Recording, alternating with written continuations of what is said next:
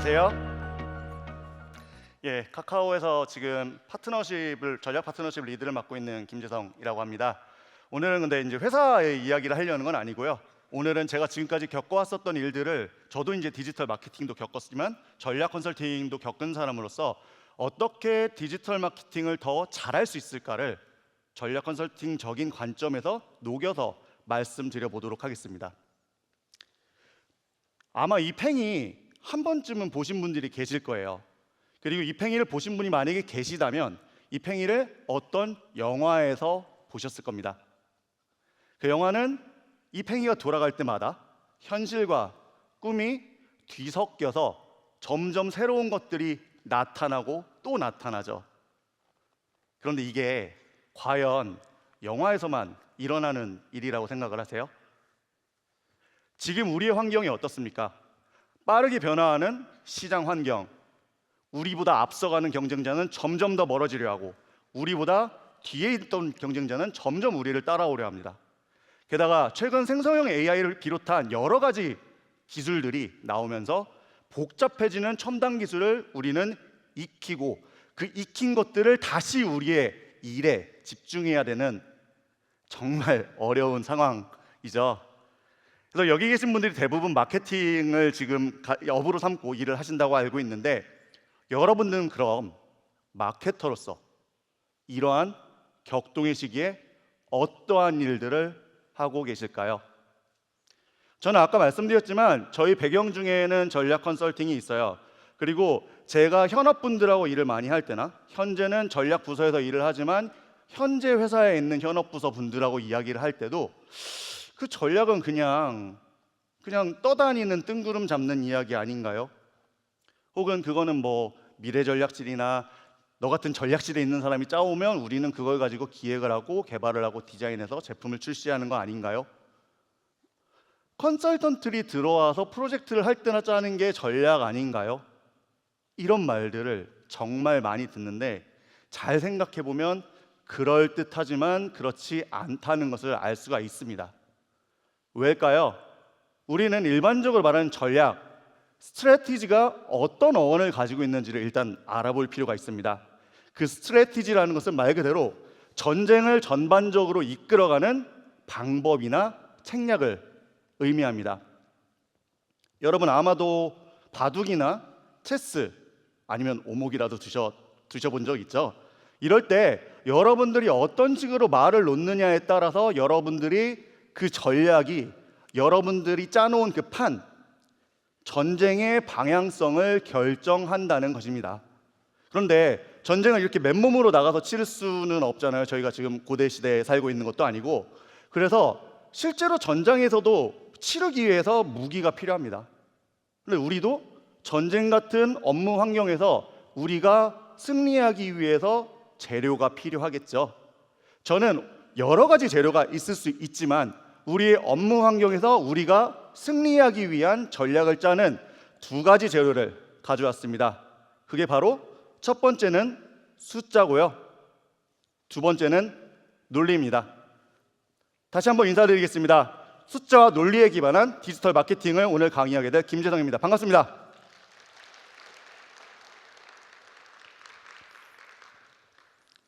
자, 아까 그림으로 다시 돌아왔어요. 잘 생각을 해보면 팽이가 빠르게 돌고 있는데 변하지 않는 곳이 한 곳 있습니다. 어디일까요? 바로 지탱하고 있는 이 중심이에요. 이 중심이 흔들리면 오히려 팽이가 쓰러지게 됩니다. 다시 말씀드리면 굉장히 역동적인 상황에서 다양한 상황들이 펼쳐지고 있어도 그 근간을 이루고 있는 그 무언가는 변하지 않는다는 것입니다. 아마존 창업자 제프 베조스도 변하는 것에 집중하는 것보다는 변하지 않는 것에 집중하는 것이 훨씬 중요하다고 얘기했듯, 우리도 우리의 업무 환경에서 어떤 것들이 변하지 않는가를 생각해 볼 필요가 있습니다. 그래서 제가 생각하고 있는 것은 이 네 가지가 그 중심축을 잡아주는 근간이라고 생각을 하고 있어요.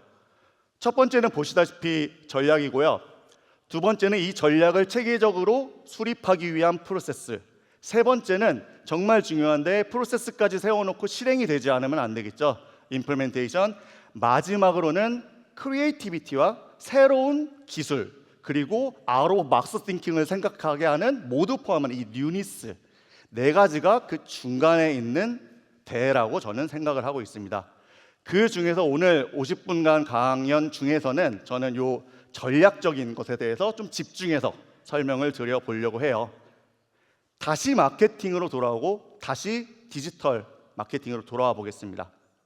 저도 제일기획 출신이고 제일기획에서 약 3년간 근무를 하면서 150개 정도 되는 캠페인들을 제가 직접 예산을 짜고 전략을 짜서 수행을 한 경험이 있습니다.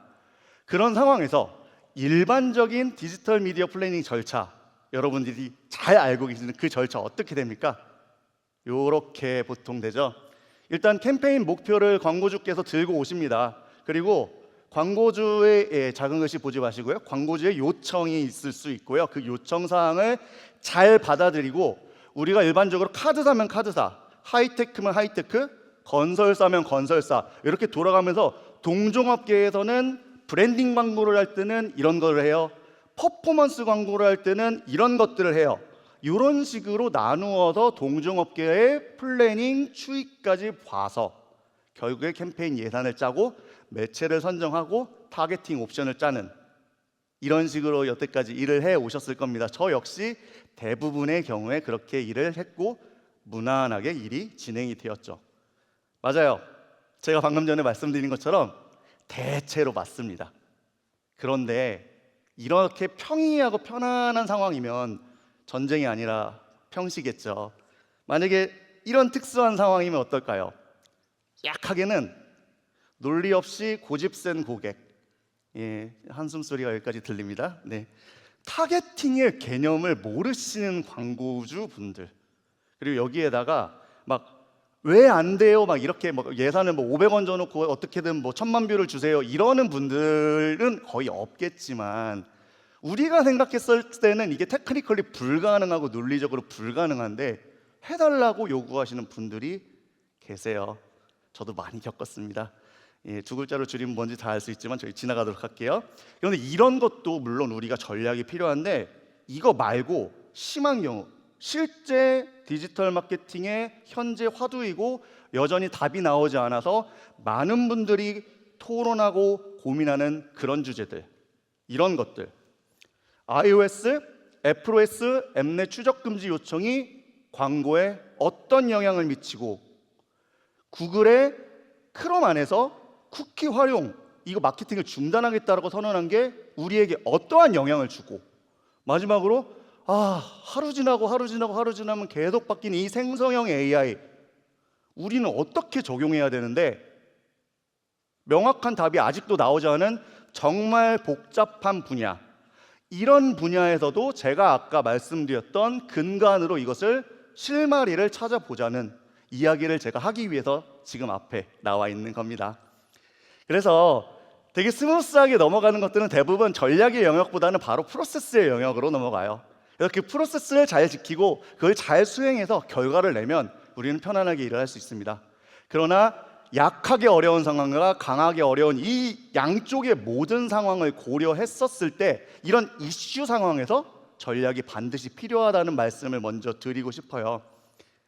쉬운 사례부터 한번 말씀을 드려보겠습니다. 지금부터 나오는 사례들은 제가 실제로 겪었던 거를 약간은 각색 혹은 약간은 순화해서 말씀드리는 것을 미리 말씀드려봅니다. 논리 없이 고집센 광고주 계시죠? 누구누구님, 왜 우리 광고 안 보여요? 계제보고랑 리포트 이거 가짜 아니야? 이런 분들 계세요. 아주 가끔. 한 1000건에 한 건 있을까 말까 정도 있죠. 그리고 내가 지금 새로 고침을 몇 번 했는데 여기에 왜 안 떠요? 여기에 광고 올라간 거 맞아요? 자, 지금 여기 계신 분들 심정이 어떻습니까? 뭐 이런 심정 가지고 계시겠죠? 차마 말은 못하고 한숨만 이렇게 내쉬는 이런 심정.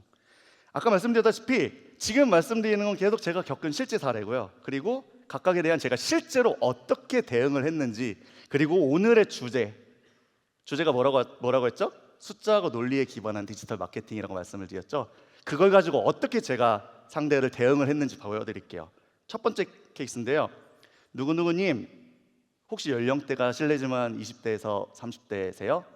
아니, 나 40대인데?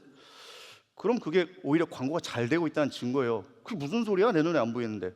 40대한테 광고가 보인다는 건 우리의 타겟팅 옵션을 벗어났는데도 광고가 보인다는 거니까 그 말은 그 매체를 신뢰할 수 없다는 거예요. 여기서 예산 다 빼시죠. 아니 그게 아니라 예산을 그렇게 막 빼는 건 좀 그러니까요. 제대로 잘 되고 있고 저희가 계제보고를 보내드릴 때 저희의 연령대 타겟팅이 20대에서 30대인 계정을 가지고 그걸 계제보고를 보내드리는 거니까 이걸 믿지 못하시면 동영상으로라도 뽑아서 드릴 수 있고요. 캡처뿐만 아니라 그런 다음에 이게 40대에서 50대에서 넘어가지 않는다는 것을 그냥 자연스럽게 믿어주시면 됩니다. 이건 저희가 거짓말을 할 수도 없는 게 여러 가지 엑셀 리포트에 그런 숫자 하나하나를 저희가 하드 코딩해가지고 조작할 수는 없어요. 그래서 저희를 믿고 기다려주시면 저희가 성과를 내서 보여드리겠습니다. 이렇게 지나갔고요. 두 번째 케이스인데요. 이게 좀 더 통쾌해요, 여러분.